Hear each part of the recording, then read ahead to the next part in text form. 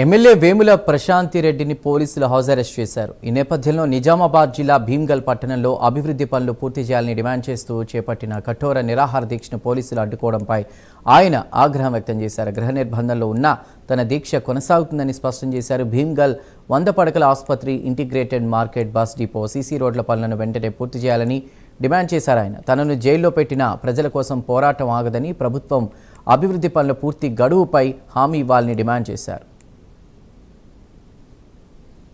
100 పడకల ఆసుపత్రిని పూర్తి చేయాలని, మేము ప్రభుత్వంలో ఉన్నప్పుడు మంజూరు చేసి 75% పనిచేసిన పనులు అవి 20-25% మిగిలిన పనులు. 100 పడకల ఆసుపత్రి కావచ్చు, ఇంటిగ్రేటెడ్ మార్కెట్ కావచ్చు, అసలు మూతబడ్డ భీమ్గల్ బస్ డిపోని తెరిపియమని, అట్లనే నేను మంజూరు చేసినటువంటి 12 కోట్ల రూపాయలతో సీసీ రోడ్లు మున్సిపల్ ఎలక్షన్లు వస్తున్నాయని అప్పుడు కొబ్బరికాయలు కొట్టిరు, అవి ఇంకా పూర్తి చేయట్లేదు, అది పూర్తి చేయాలని చెప్పి భీమ్గల్లో ప్రజా సమస్యల కోసం ఆ పెండింగ్ పనులు పూర్తి చేయాలని నేను ఈ రోజు అంటే 15వ తారీఖు నాడు ఒకరోజు కఠోర నిరాహార దీక్ష, నీళ్లు కూడా ముట్టకుండా నిరాహార దీక్ష చేస్తా అని చెప్పి నేను చెప్పిన. అయితే నేను ఇవాళ నిరాహార దీక్షకు వెళ్ళాలని, అంటే నేను స్నానం కూడా చేయకన్నా మొదలే, నేను నిద్ర కూడా లేవకన్నా మొదలే పోలీసులు నా ఇంట్లో చుట్టూతా ఉన్నారు, నన్ను బయటకు పోనీయరట, నన్ను ఇంట్లోనే అరెస్ట్ చేస్తా అని చెప్పి చెప్తా ఉన్నారు పోలీసులు. మరి ఇది ఒక్కసారి ఆలోచన చేయాలి బాల్కొండ నియోజకవర్గ ప్రజలు. నేను చాలా అహింసా మార్గంలో, నేను రాస్తారోక చేస్తాను లేదు, ధర్నా చేస్తాను లేదు, నా ఇచ్చి నేను శిక్ష వేసుకొని ఒకరోజు నేను నిరాదీక్షలో కూర్చుంటా,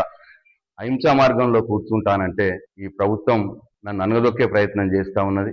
మేము ప్రజల కోసం పోరాటం చేస్తున్నాం, ప్రజల సమస్యలు తీర్చమని చెప్పి నేను దీక్ష చేస్తాను తప్పిస్తే నా కోసం కాదు.